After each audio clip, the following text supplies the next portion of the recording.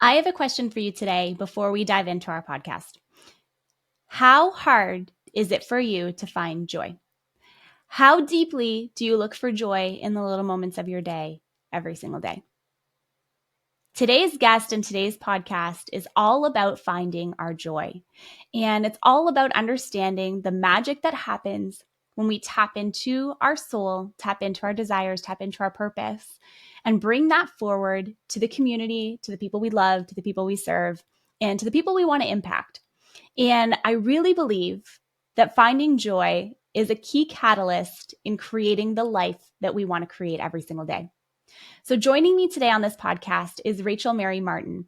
She believes in the power of the human spirit to overcome, to thrive, and to find deep joy. And because of that, she pours out her heart via these platforms. She is the writer behind the site findingjoy.net and author of both Mom Enough and The Brave Art of Motherhood. And she's also a founding partner in Audience Industries, which is a company designed to train and equip entrepreneurs in their ventures. Her articles have been translated into over 25 languages, and her site reaches millions of visitors every single month. She has an incredible community, and she's just absolutely a lovely person. She has been featured in so many news media, so many articles, so many incredible places. And I'm so grateful that she shares her time with us today to teach us all how to find a little more joy. Different than happiness, but joy. If you love what you're listening to today and you're excited to hear our conversation, be sure to hit that subscribe button and leave us 5 stars wherever you're listening, because I would be so grateful for your ratings and reviews.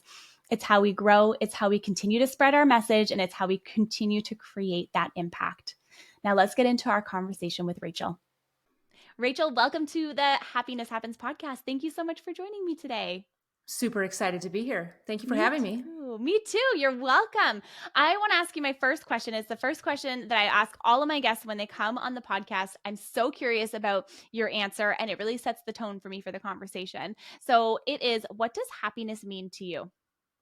I love that question because I get asked that a lot because I write that website called Finding Joy. So people Yes. always ask me, what's the difference between joy and happiness? To me, happiness is it's a state of being. It's like for me, I have to cultivate it. It's looking for those moments and then being really appreciative of like the happiness of like a really good cup of coffee. Yeah. It can be in the small things or it could be in those giant moments where you've it's like a culmination of an event. I remember riding on a ferry between Key West, Florida and Dry Tortugas National Park. It's about 90 miles on a Yeah. ferry. And I just was so happy in that moment. It was simple, sun on my face on the ocean. I love that so much. And I want to know, because you brought up finding joy, I want to know, what was the moment that kind Mhm. of inspired you to create it? Because obviously you've had so much impact since then, but everything starts with an intention and a purpose. And I would love to know what yours was at that time. That's interesting. People ask me all the time, how'd you get started? Yeah. And I tell people that my entire life was techie. I grew up in the 80s before online. I mean, I was one of those people that there was no internet. My kids wonder how I survived high school without a phone. But so I was always exposed to computers and I was always exposed to this online world. When I was exposed to the online world in the 90s at school, it was just this cool place. And it really started in Yahoo groups in the early 2000s. And in Yahoo groups, we would write these threads back and forth. And somebody said, you should start a blog. And I thought, well, maybe I should. And that was what it was, is one day I thought, you know what, I'm going to start a blog. And it was back on Blogspot, yeah, probably about 2007 was the start. Wow. Wow. I Mhm. love that. And it's something that you've continued on, that you kept going every single day. Like, what was the fuel for you in continuing every single, with every single post and every single thing that you were sharing? Like, there has to be some drive behind that. That's a lot of what you've created, takes a lot of intention. It does. For me, without realizing it at the time, the fuel I was creating a business that sustained my family, but it was also a discovery of self for me. The Mm. online, the writing, the sharing of it, the kind of just, I guess I would say, clawing out of a situation that I was in. It allowed me this other space to unpack what was going on in my head. And then it allowed me to kind of put to use all these entrepreneurial parts of me that I had within me since I was a kid. I mean, I learned how to code on an old Texas Instrument computer, and I love to speak. So it was like all of those things went together, and I was able to create a business out of a website. That's incredible. Good for you. Thank you. Thank you. I'm really proud of it. When I think about it, sometimes I'll tell my kids, I'm like kind of in the OG category. And they're like, yeah, nice try, Mom. And you're like, the little do you know. I know. Yeah, that's right. That's right. I love that so much. Okay, so I want to ask you, you have a book that was just released, correct, in September, right? It was, yep, Yeah. exactly. And the book is called Mom Enough. And I want to understand why you wrote it. So the book, what's interesting about the book is my current publisher and we are in this process of writing another book. And they looked at my website that I've been writing for the last about 12 years. And one of the things that has sustained my website are all these letters that I've written to moms. I've written all these letters from when my kids were little to now when they've been letting go, and the discovery of self in between. And the number one request I would get from other readers was, hey, do you have your letters in a book? And either you ignore the universe or you listen to the universe. And Right. at some point I was like, we kept saying, we've had them in ebooks, but people were asking for a physical copy. And my publisher was like, you know what, if they're asking for it, let's put these letters in a book so they can have them. And that's what it is. It's all of these letters throughout all these years. And, I look back to that person that started and was writing them. And I'm like, someday these are going to end up in a book. And I think that's the cool thing about that whole online world. And when you start is you never really know what could happen. You have those dreams, but you just have to keep going after them. Yep, exactly. Exactly. And I really like that you brought up, the universe. The universe will always guide you and kind of direct you into your next step. And I think that's really powerful, especially when it comes to creating change and creating impact in the lives of so many people. What would you say is like the one of the biggest things, maybe like the top things that you see happening for moms right now, like the struggles that they might be facing right now? Well, okay, that's a super interesting question because my oldest was born in the 90s, and that was like super pre-internet or right when it was starting. And then it was really before social media. And so I've seen this kind of wave of expectations that social media has put on women and moms, especially early 2000, like the early 2010s, that time where everything was curated and filters were there and all of that. And then I've seen it kind of the wave change a little bit to where people are like, you know what, maybe I don't want that much information online, or I don't need that filter to be who I am. And so I think the pressure is navigating both. Like, what do I share? What don't I share? Like, and then the pressure of there's a lot of judgment out there. The internet gives a lot of people, I think it's like they just kind of write or they can say what they want to say. And I always remind people, like, if you were sitting across from somebody, if you were in Starbucks, would you have that same tone? Would you have that same judgment? Yeah. And so it's really boundaries. It's about trying to figure out the new boundaries and how do you navigate in a world where everything that you do could be the next live video of someone 3 seats down from you. I love that. I love that. And it's also very true. And I feel like it also causes like a certain level of like anxiety. Do you know what I mean? This like idea and like this like perfectionism. And I feel like, we create these unrealistic standards. I mean, I'm not a mom and I feel these things in my life too. It's kind of like, you have this I don't know, like this worry about how are things going to go and how are things going to happen and is everyone going to be okay and is life going to be okay? You know what I mean? Like I just feel like we Right. create all of this chaos in our lives, and I would love to know how we start to let that go, and especially let that go as we're getting into like right now when we're recording this, it's just ahead of the holidays, but even beyond, like letting go of like that perfection.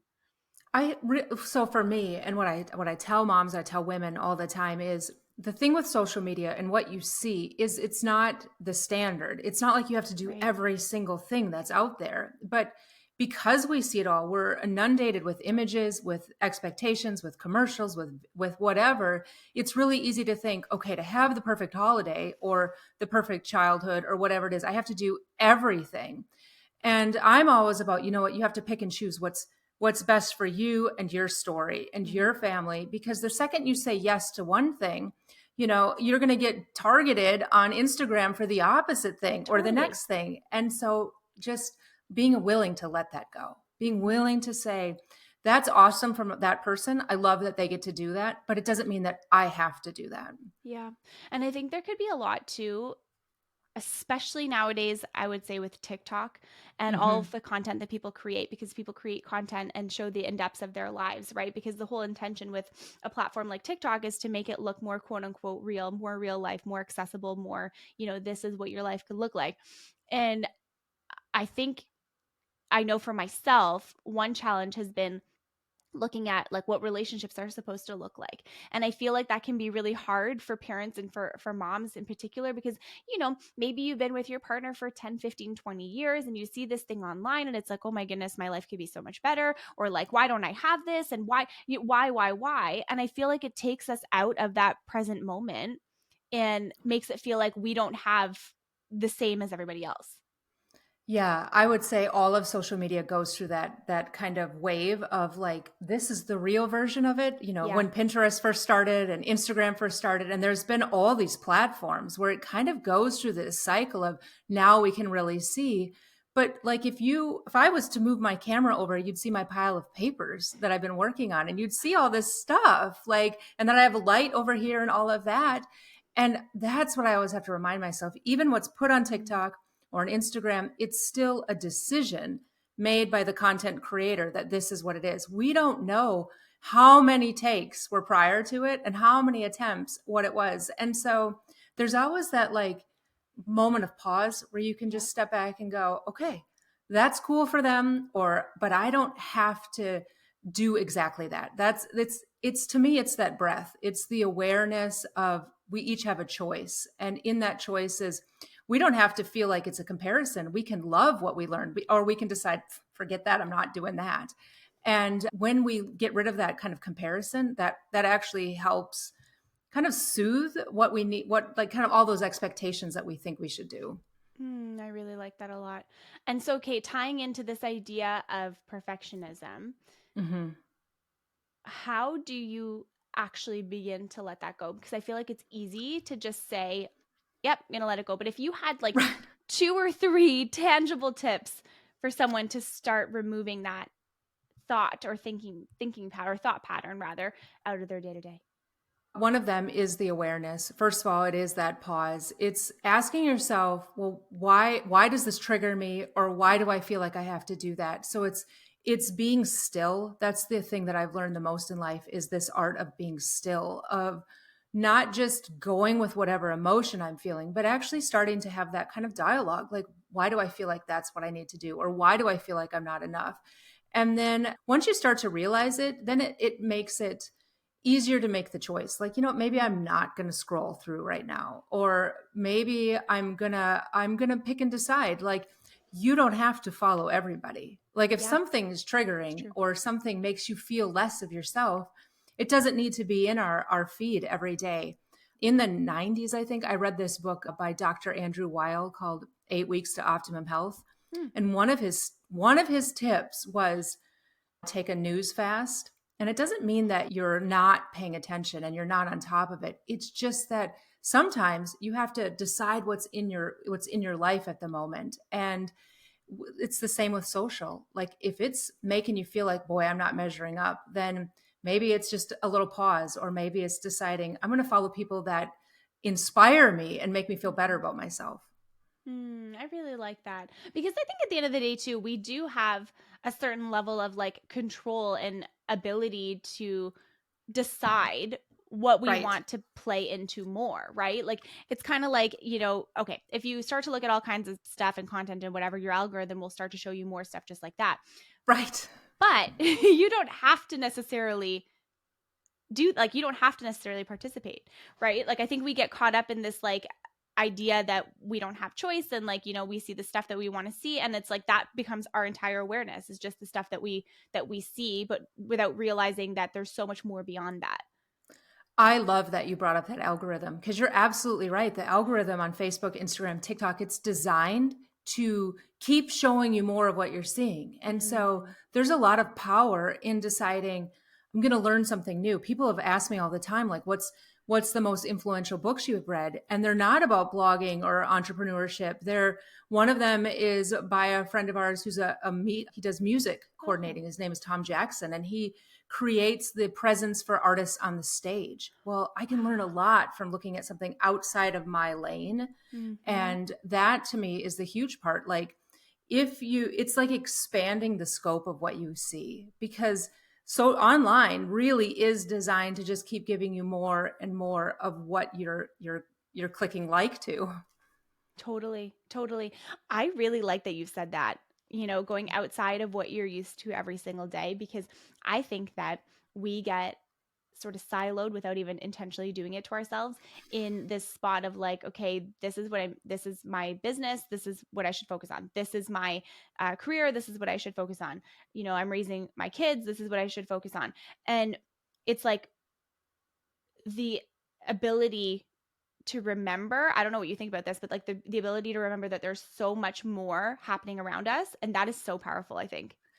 Yeah, my husband, he wants our kids to travel, to see different perspectives, right? He wants Yeah. their worldview to not just be Nashville, Tennessee, or whatever it is. Like, I grew up in Minneapolis, and my kids did too before I moved here. And Mm. just the idea that they have a different perspective of what winter looks like. And not that what Nashville, Tennessee's winter, it doesn't mean that it's less or more. It's just that they can see the world in two different ways. And it's the Huh. same for online. It's the same, like, if you're only reading one thing and you're only there, then it's like your field of vision becomes narrower and narrower. Yeah. And there's a lot of power, a lot of like kind of waking up when you decide, I'm going to do something different. I'm going to drive home a different way. Even small Mm-hmm. things like that can get us out of that rut. That's really cool. And okay, I definitely resonate with the travel thing because I really like to travel also and Mm-hmm. have been traveling since I was a kid. Like my parents worked in the airline industry. Oh yeah, it was so cool. My dad was a flight attendant our entire lives. My mom was too. That's how they met. And then my mom worked in like corporate and all that kind of stuff, but by proxy, we got to, use their really cool standby flight passes. And Right. so you go around and you see so much in the world and like you get to open your eyes to new experiences, and it really creates the ability to develop like tolerance and Mm-hmm. perspective and kindness. And Mm-hmm. when you see people living in a different way than you, like I think that it's so easy to get so like not stuck, but maybe stuck in our own worlds. And I think that maybe that's why we don't see the kind of contentment and joy that we want every single day. I would agree. I would agree. I would tell you that something where I saw the most happiness and joy in life with other people was when I was in Haiti. Really? They were just my friends there. They're just joyful, and Mm. yet their living situation when I was there in 2013 and 2017, is so opposite of mine. Like, I remember feeling kind of almost a guilt when I came back and I flew back Yeah. into the Miami airport getting a Starbucks at that point. But it was the grappling, the wrestling between the two, and seeing what joy looked like and happiness looked like. And every time I look at joy and happiness, most of the time it's not linked to things. It's linked to people, it's linked to connections, it's linked to the experience that we have with other humans. Yeah. Oh, that is so powerful. I really, really like that. And so if someone is sitting in a place of, discouragement or discontentment or is not Mhm. able to find those little moments of joy, how would you encourage them to start? Well, you have to decide to start. That's Mm. the biggest thing. And sometimes that's the hardest part, is because we have this part like, well, my life isn't really good right now. And if I look for joy or happiness, it doesn't mean that you're in agreement with if things are really messy. It just means that I've decided I'm going to start investing in joy and happiness in my life in these moments. And sometimes it's the littlest things. It's deciding, the latte, I'm going to use Starbucks again. The latte I got at Starbucks today was perfect, and I'm going to be happy about that. Yeah. Or I made it down the road without hitting any of the red lights. And it's just shifting the perspective from seeing, wow, I got stuck in traffic, to, wow, that was really cool, I got to listen to this song extra. And it's deciding to look for the good, even in the midst of a life that sometimes there's challenges and there's struggles, but it's Hmm. choosing every single day, okay, what is something that I can be thankful for today? What is something that's been good? And that it ultimately comes down to a choice. Like you have the choice, I have the choice. And we can hear people tell it to us over and over again, but until we decide to put it into practice, that's how you start. I love that. I think that's really, really key. And I think that a lot of the times we can just be really hard on ourselves and we can just get Mm-hmm. stuck in this like negative loop. And, Mm-hmm. you know, if, okay, if there's a mom listening right now to this and just, wants to take this action, starts taking this action and, starts making changes and finding more joy and, Mm-hmm. creating little moments of happiness in their day every day. What about when the guilt starts to creep in? Because the guilt, I think, is a real thing. You know what I mean? People feel guilty for doing something for themselves versus their kids, or, doing something for work instead of being with the family. Like there's a lot of, I think, guilt. But do you necessarily think that that's real? Oh, well, I've struggled with the guilt. I Yeah. understand the guilt. The Yeah. guilt would be like, because, well, the truth is, you and I, everybody has 24 hours every day, right? So if we're going to decide to run, that means in the morning that I'm going to give time up from something else. Like Right. last year, I ran, which now I'm like, I can't believe I did that, but I ran 1,000 miles over the year. And Wow. I know it was a lot. It was a lot. It was a lot, but I gave up stuff in the morning, right? But I also taught my kids because they saw me. They'd be like, hey, are you going to go run today? They saw commitment.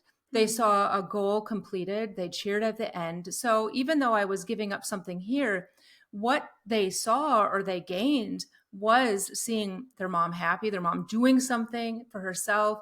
They saw what it takes to follow through. They saw me doing a lot of math because I'd be like, how many miles do I have to run now? But which proved like, look, you will use your math someday.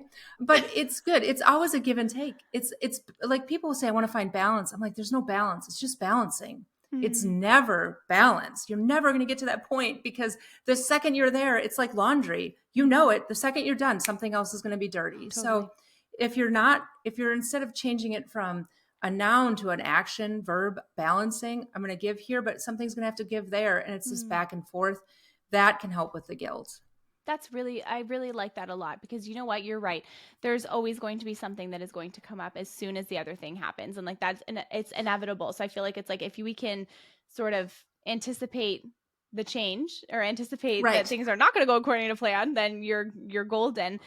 On that note, I want to ask you, how long did it take you to do that 1,000 miles?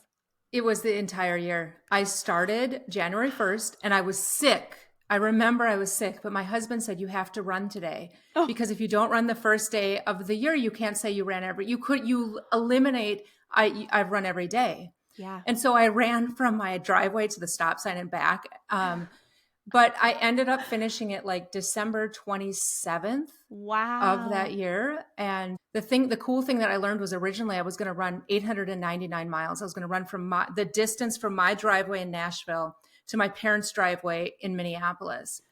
And at about a month and a half in, I was above schedule. And my husband was like, why don't you just make it 1,000? And I was like, are you kidding me? And then I calculated it and it was an extra zero point 0.3 miles every day. And I thought, I can do that. I could do that. And was the cool thing about goals is sometimes we're like, I don't know, but those little small gains, it's huge. Like a lot of days I'd be like, I'm just going to run an extra tenth. And I would run the cul-de-sac next to my house because I figured after 10 days, that's a mile. Totally. Totally. Yeah. No, that is so true. I think that is such a cool goal to have. I think that is so cool. That takes so much discipline. Good for you. It was discipline plus the accountability because I actually put it on Facebook. I would show this little map, like this is how far I've ran this month. This is what it's been. And then that accountability, like I didn't want people to go, hey, are you still doing your running thing? I just didn't want it another like half finished thing. I wanted to be all the Yeah, way through. that is And I would cool. envision those moments, like envision the moment when I would finish the 1,000. But then I also envisioned the moment when I would get to hypothetically my parents' driveway, Hmm. which I actually somehow timed with. We went up to visit them for Thanksgiving, and I ended up running that last mile from the entrance to their neighborhood to their driveway to my mom waiting. Wow. I think So I would yeah, have that was cried. a really Did you cool cry? moment. I think I would have cried. I did. I did because I'm Oh, like, hi, Mom. I'm like, oh my gosh, it's like a commercial. that's incredible. That is incredible. It Wow. was cool. That is really cool. And you learned so much from it. Your kids probably learned so much from it. Like, that's incredible. Good job. I did. I learned about the power of micro goals. You got to have the micro goals and the major to get to the big goal. Yeah. That's what it is. And like, that extra 10%, sometimes I think we're like, we have done good enough. But boy, you know what? I had the extra 10% in me the entire The time. entire time. And Mhm. you had a plan, Mhm. created a I plan, did. stuck to the plan, and then also let yourself change the plan. And I think that's really key too. Yeah. Yeah. Yeah. That's like entrepreneurship right there. Oh, Entrepreneurship 101. 101. I love that. Okay, so let's talk a little bit about your book because I do want to highlight it. I think it's really powerful. I know you talked a little bit about it in the beginning, and I want to know what you are hoping that your reader is going to gain from reading the book. Either of them, because I know you have both, but more specifically the one that you just launched. To know that they're not alone. I think Mm, that's the hardest part about motherhood, especially in a social media world, is I get tons and tons of emails. I feel so alone. I feel like I'm the only one that has this. I feel like I'm the only one struggling. And I just want them to know, like, listen, you're not alone. And your track record for surviving even the worst of your days is 100%. And what you're doing really does make a difference. It may feel like making peanut butter and jelly sandwiches is just another thing you're doing, but in the scheme of life, it's really important. hmm You know, I actually really like that, and I will share with you.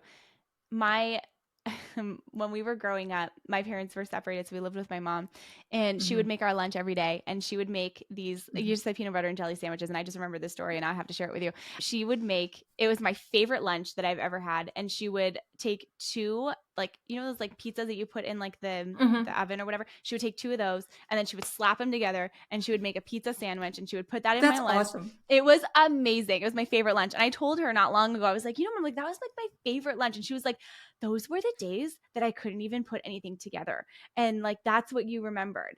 And I was like, That makes me teary. I I mean, that is know. so powerful because like my oldest once wrote a letter saying, I'm so grateful for the things you taught me, like playing cards at the cabin. I mean, it was just cards, but Wow. that was what childhood was about. And I look at the same thing with my story with my parents. It wasn't these giant things. It was these really simple moments. Like I remember one time we were like shelling peas from my parents' garden or something. Oh, And I I love joked, that. let's go to Dairy Queen.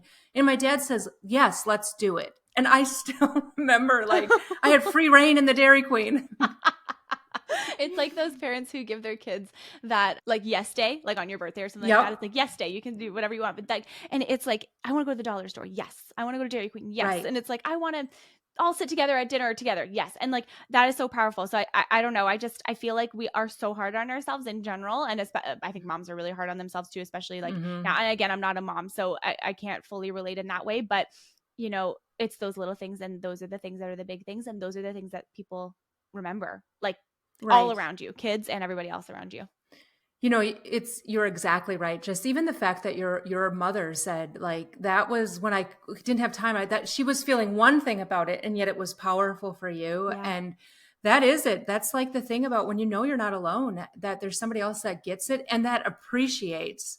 That can say to you, you know what? I really appreciate those little things that nobody sees, where you feel like, what am I doing this for? This is just over and over again. And that's to me what's the most important is I love just that. somebody saying thank you. I love that so much. I have one more question for you, and it's a All right. question that I ask on my podcast every single week. I've been asking it since the beginning of the podcast, Cool. and it is, I actually sometimes I get the same answer, but sometimes I don't. But it is, what is one way that my listener can create a little more happiness in their day every day starting today? This is probably what other people say. It to me, it's take time to find that happiness every day. Mm, Whether it's taking a walk or reading a book, or you have to include yourself in your schedule. If you're always giving, ooh, eventually you'll be empty. I love that. And you know what? Actually, no, I don't remember the last time someone said that. So nice, Yay! unique answer. Cool. I know, I love it. Awesome. Thank you so much for joining me today, Rachel. This was an amazing conversation. Thank you. I'm super grateful to have a chance to talk. And I love what you're doing about highlighting happiness. I think it's important. In fact, I know it's important. Thank you. Thank you so much. I really appreciate that.